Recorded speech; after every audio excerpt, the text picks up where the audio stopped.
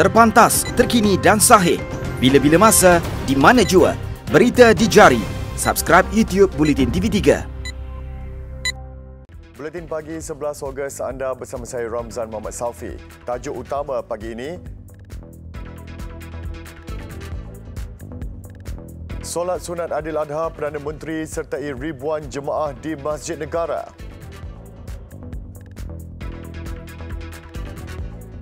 Kesan ribut lekima di utara Semenanjung, kerugian dianggar cecah 20 juta ringgit. Selepas ribut lekima, taufan kerosa pula diramal beri kesan di utara Semenanjung.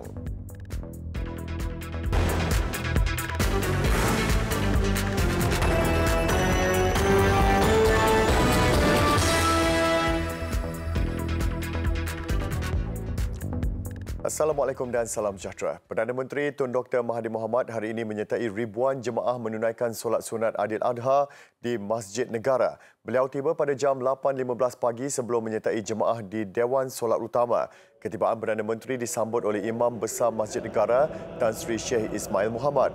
Selesai mendirikan solat, Tan Sri Sheikh Ismail menyampaikan khutbah bertajuk Aidil Adha di manakah pengorbanan kita. Dalam khutbah itu, beliau menyeru umat Islam agar bersikap prihatin dan bersedia berkorban dalam membantu saudara seagama yang hidup dalam kesusahan. Jelasnya pengorbanan harta, tenaga, buah fikiran dan doa merupakan salah satu cara meningkatkan ketakwaan dan keimanan kepada Allah Subhanahu Wa Taala.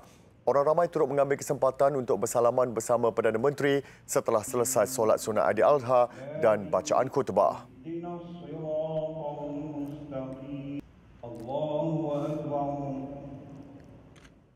Kementerian Pendidikan Malaysia KPM mengenal pasti 329 sekolah dan institusi pendidikan di sekitar negeri Perlis, Kedah, Pulau Pinang, Perak, Selangor, Pahang dan Terengganu yang mengalami kerosakan akibat ribut kemarin.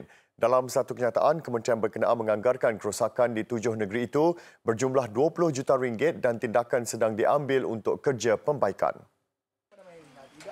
Peruntukan kecemasan diberikan kepada Jabatan Pendidikan Negeri, Pejabat Pendidikan Daerah, Jabatan Pendidikan Politeknik dan Kolej Komuniti dan agensi yang terbabit supaya kerja-kerja pembaikan dapat dilaksanakan serta-merta. Di Kedah, kerosakan membabitkan 115 sekolah, 3 kompleks kuartus, sebuah institut latihan dan 2 buah institusi pendidikan tinggi awam IPTA. Manakala di Pulau Pinang, 101 sekolah, 4 kompleks kuartus dan 2 institut latihan.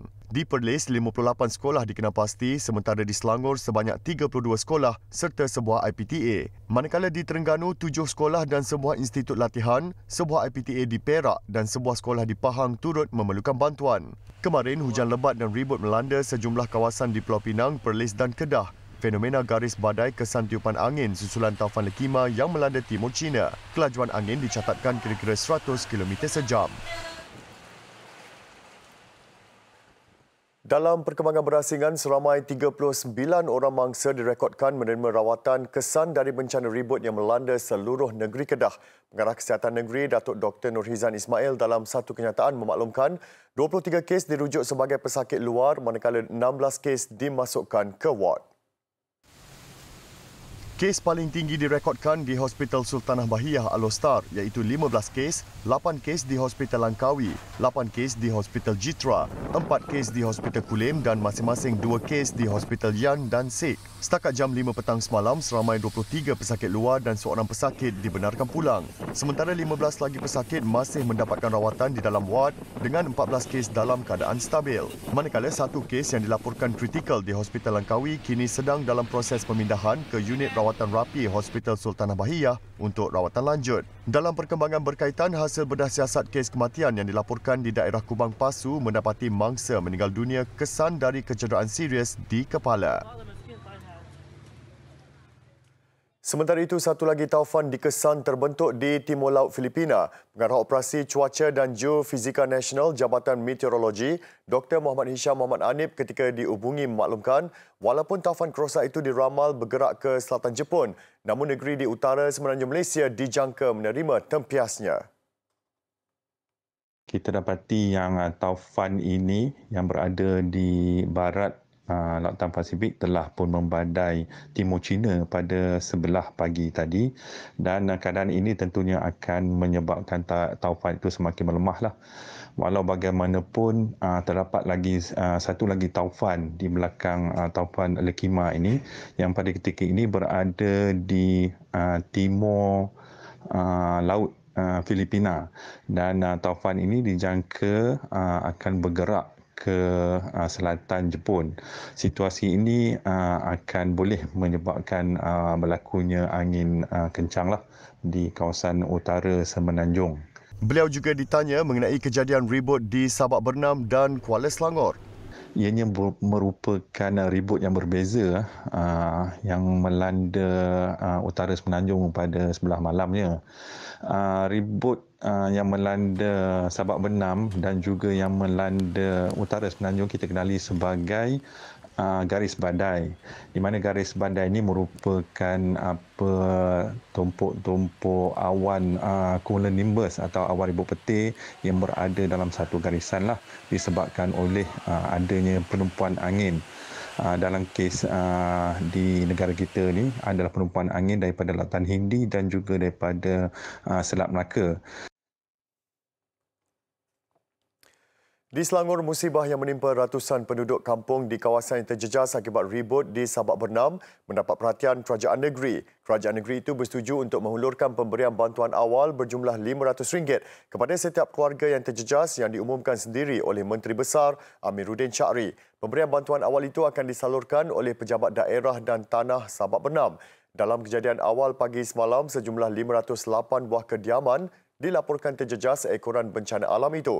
Kerajaan negeri juga akan merujuk bantuan sewajarnya daripada beberapa agensi, antaranya Lembaga Zakat Selangor dan Jabatan Kebajikan Masyarakat. Sekiranya tiada nama mangsa di dalam senarai agensi berkenaan, bantuan akan diberikan kepada mangsa melalui dana negeri.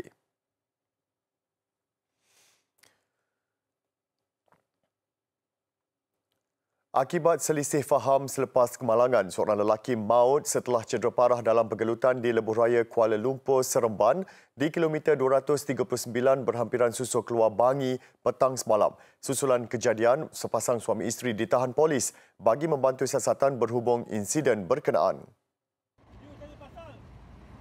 Satu pergelutan berlaku di antara mangsa yang berumur 29 tahun dan seorang suspek lelaki berumur awal 40-an lebih kurang jam 1.40 petang. Bahagian siasatan jenayah IPD Kajang mendapati kematian mangsa adalah berpunca daripada insiden perselisihan faham semasa kemalangan. Suspek dan isterinya berusia lewat 30-an ditahan bagi membantu siasatan. Kes disiasat di bawah Seksyen 302 Kanun Keseksaan. Sementara itu, kru kami ke Hospital Serdang pada jam 1.30 pagi setelah dimaklumkan jenazah mangsa dibawa ke situ. Pihak hospital juga belum menerima sebarang arahan untuk tindakan selanjutnya. Bedah siasat dan urusan penyerahan jenazah akan ditentukan pagi ini. Tun Dr. Mahathir Mohamad menyifatkan tanggungjawabnya sebagai Perdana Menteri kini 3 kali ganda lebih berat berbanding sewaktu pertama kali menggalas peranan berkenaan ketika era pimpinannya sebelum ini dari tahun 1981 hingga 2003. Keadaan pentadbiran dan kewangan negara berada dalam keadaan yang bersih dan teratur tanpa soal kewangan menjadi masalah. Dr. Mahathir berkata demikian dalam satu wawancara bertajuk Mahathir Bicara Ulama dan Jokowi, Catatan Najwa bersama personaliti media Indonesia Najwa Shihab yang dimuat naik menerusi narasi.tv. Dalam tempoh 2 atau 3 tahun, beliau perlu menyelesaikan kerja yang mengambil. Dalam pada itu, Tun Dr. Mahathir turut menyeru umat Islam melakukan kebaikan seperti dituntut oleh agama ketika menzahirkan ucapan Aidiladha menerusi laman Twitter rasminya Check That Official. Assalamualaikum warahmatullahi wabarakatuh. Saya serta isteri saya mengucap selamat menyambut Hari Raya Aidiladha pada tahun ini dan saya berharap kita semua gembira dengan perayaan ini dan kita lakukan apa yang dikehendaki oleh agama kita. Bangsa OSCR. Sektor pencarian melalui udara terhadap 2 warga Singapura yang hilang ketika berkayak di perairan Endau Mersing petang Khamis lalu terus diperluaskan. Operasi mencari dan menyelamat SAR kini meliputi 400 batu nautika ke utara Pulau Seri Buat sehingga barat laut Pulau Tioman. Ini adalah merupakan hari kedua operasi mencari dan menyelamat, di mana operasi pada hari ini kita telah membesarkan lagi, meluaskan lagi sektor pencarian, iaitu sehingga kepada 150 batu nautika. Ianya kita laksanakan dari segi 3 buah bot melakukan pencarian paras permukaan, manakala kita juga melakukan pencarian daripada udara yang dilakukan oleh AW139. Tambahnya, pencarian hari kedua membabitkan sebuah aset udara dan 3 bot milik Maritim Malaysia dan Polis Diraja Malaysia PDRM serta 3 bot nelayan dan pengusaha bot penumpang. Seramai 41 pegawai dan anggota daripada agensi-agensi penguatkuasaan Maritim Malaysia APMM, Jabatan Bomber dan Penyelamat Endau, Angkatan Pertahanan Awam Malaysia APM, Polis Diraja Malaysia PDRM dan pasukan polis marin mengambil bahagian dalam operasi berkenaan. Operasi mencari dan menyelamat hari kedua diberhentikan pada jam 7 petang dan disambung semula pagi ini. Kedua-dua mangsa dilaporkan hilang sekitar 5 batu nautika timur ke Pulau Aceh yang terletak di antara Pulau Seri Buat, Perairan Pahang dan Pulau Mertang, Mersing. Ahli Parlimen Titiwangsa Datuk Seri Rina Mohamed Harun akan mengadakan 4 sesi pertemuan bersama penduduk Kampung Baru sebelum sesi Town Hall diadakan bulan depan. Menurut Datuk Seri Rina, juga Menteri Pembangunan Luar Bandar, pertemuan terbabit bagi membincangkan pelan perancangan serta pembangunan kawasan itu serta memberi maklumat awal kepada penduduk. Saya dimaklumkan bahawa akan ada satu town hall session yang diadakan oleh pihak Kementerian Wilayah bersama dengan penduduk Kampung Baru pada bulan September nanti. Jadi kita dah minta sebelum bulan September berlakunya town hall session tersebut, kita akan adakan sesama kita di antara pihak Parlimen, pihak MPP Zone bersama dengan masyarakat. Jadi kita nak supaya apabila mereka menghadiri sesi itu, mereka sudah pun mendapat at least gambaran jelas. Penting meningkatkan hubungan baik di antara ahli parlimen. Tambah Datuk Seri Rina, sekiranya dibangunkan, beliau mahu melihat Kampung Baru dijadikan bandar pintar atau bandar ikonik. Beliau sebelum itu menyampaikan sumbangan 21 ekor lembu korban kepada masjid, surau dan persatuan penduduk sekitar Parlimen Titiwangsa. Menteri di atas ucapan beliau dan seterusnya surau teratas. Setiap majikan atau syarikat yang memiliki perniagaan berdaftar disaran merebut peluang pelepasan cukai tanpa had bagi tahun berakhir 2019 sebagaimana yang diumumkan ketika Belanjawan 2019 lalu. Pengurus Besar Kanan Pembadanan Tabung Pendidikan Tinggi Nasional PTPTN Abdul Ghaffar Yusof berkata, pelepasan cukai itu boleh diperoleh menerusi bantuan pembayaran PTPTN oleh majikan kepada kaki tangan sepenuh mangsa yang akan tamat pada 31 Disember ini. Katanya bantuan itu dirujuk sebagai hadiah atau sumbangan majikan kepada kaki tangan yang layak menerimanya tanpa membabitkan gaji kaki tangan. Tindakan berkenaan jelasnya bakal menguntungkan kedua-dua pihak. Terdapat 2 kaedah boleh digunakan oleh majikan atau syarikat, iaitu bayaran ansuran setiap bulan atau sekaligus. Seterusnya layak mendapat pelepasan cukai itu.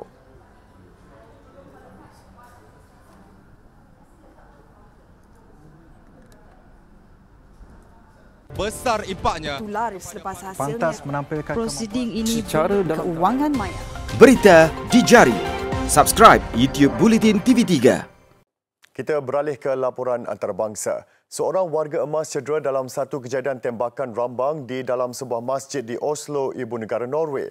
Menurut polis, suspek bertindak bersorangan ketika menceroboh masuk Pusat Islam An-Nur sebelum melepaskan tembakan ke arah mangsa. Suspek lelaki warga tempatan berumur 20 tahun kemudiannya dihalang oleh jemaah masjid sebelum diserahkan kepada pihak polis untuk tindakan lanjut tidak lama selepas itu. Hasil soal siasat ke atas suspek seterusnya membawa kepada penemuan satu mayat di dalam kediaman suspek. Sementara itu, polis menemui beberapa senjata yang tersimpan di dalam masjid berkenaan dipercayai untuk digunakan ketika serangan itu. Serangan terbaru ke atas masjid ini berlaku beberapa bulan selepas tragedi berdarah di 2 masjid di Christchurch, New Zealand yang merenggut nyawa 51 orang.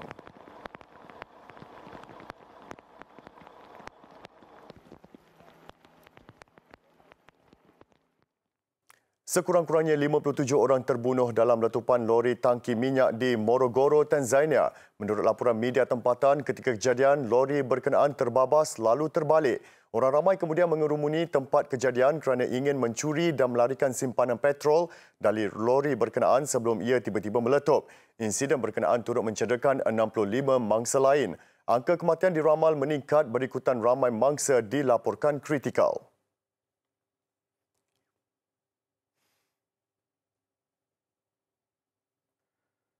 Di Copenhagen, Denmark pula, sebuah balai polis di tengah bandaraya itu menjadi sasaran letupan dalam insiden kedua seumpamanya minggu ini. Letupan mengakibatkan balai polis berkenaan mengalami kerosakan, namun tiada mangsa cedera dalam insiden pada awal pagi itu. Polis kini menjejaki seorang suspek berpakaian gelap dan berkasut putih yang dilihat melarikan diri dari tempat kejadian. Kejadian berlaku hanya beberapa hari selepas bangunan agensi cukai kebangsaan turut menjadi sasaran letupan pada Selasa lalu. Siasatan polis kini menjurus sama ada kedua-dua insiden itu saling berkaitan.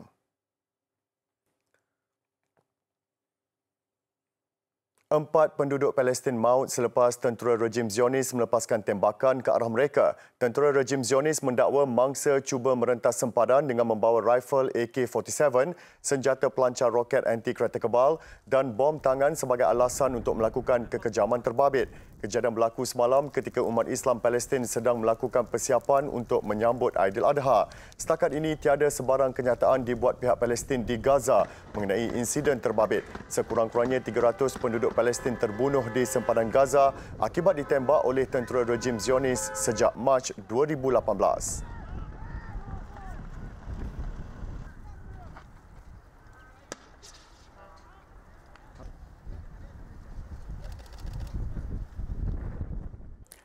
Sementara itu, di Yaman, angka korban keganasan yang tercetus di bandar pelabuhan Aden mencecah 20 orang.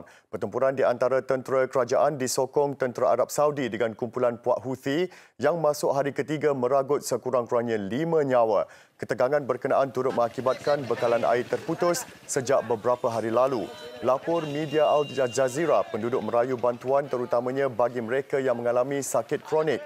Peperangan di Yaman sejak 2015 mengorbankan lebih 91,000 nyawa dengan lebih 3 juta penduduk hilang tempat tinggal.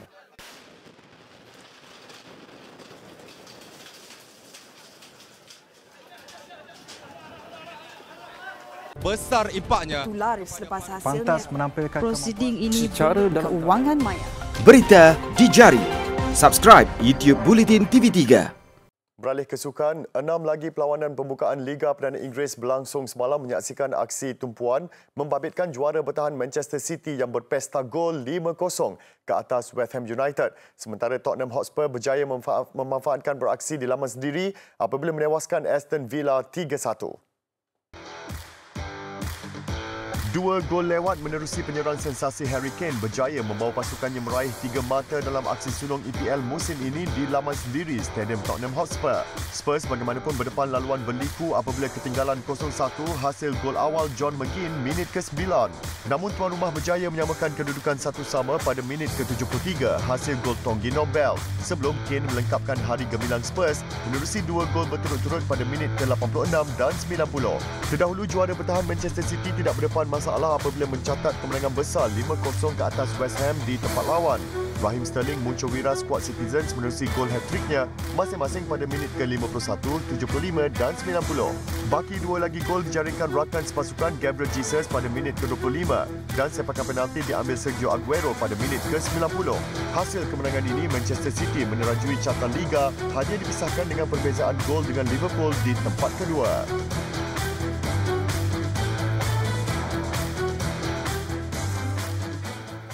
Saingan MotoGP pula menyaksikan Marc Marquez akan memulakan Grand Prix GP Austria di petak utama selepas juara dunia dari Honda itu memecahkan rekod sepusingan terpantas Lita Red Bull Ring pada sesi kelayakan semalam.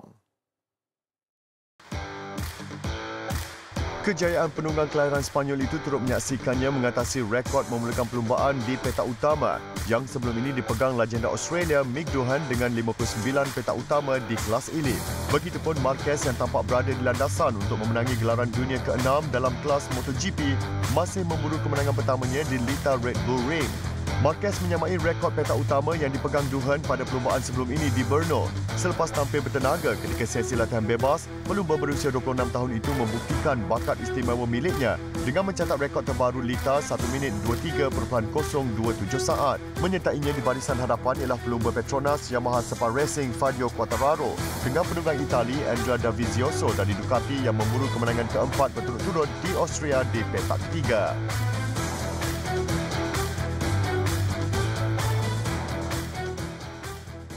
Selepas cemerlang merangkul kejuaraan AFF bawah 15 tahun di Chonburi, Thailand Jumaat lalu, kini fokus skuad bawah 15 tahun negara beralih kepada cabaran